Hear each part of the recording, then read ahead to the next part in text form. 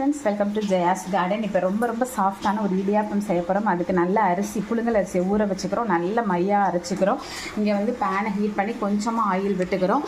அதில் இந்த மாவு தனியாக அரைச்சிருந்தாலும் நோ ப்ராப்ளம்ங்க, போட்டு நல்லா எந்த பதத்துக்கு வேணுமோ அந்த அளவுக்கு கட்டியாகணும். அதுதான் இதோட ப்ரொசீஜருங்க. நல்லா கட்டியாக்கிட்டு உங்கள்கிட்ட அடி நல்ல ஒரு கனமான கரண்டியை வச்சு கிண்டிக்கிட்டே இருக்கணும், கையெடுக்காமல் கிண்டணும். அப்போ தான் நல்லா கெட்டியாக வரும், அடி பிடிச்சிடக்கூடாது. பாருங்கள், இந்த அளவுக்கு நல்லாவே கெட்டியாகிடுச்சு. சூடாக தாங்க இருக்குது, கை வைக்கிறேன்னு நினைக்காதீங்க. இப்போ நம்ம ஆஃப் பண்ணிவிட்டு அதுக்கப்புறம் இட்லி பாத்திரத்தில் நல்லா இடியாப்பு பாத்திரத்தில் வச்சு பிழிஞ்சு எடுக்க வேண்டியதாங்க. செஞ்சுட்டு காமிக்கிற பயங்கர சாஃப்டாக இருக்குங்க.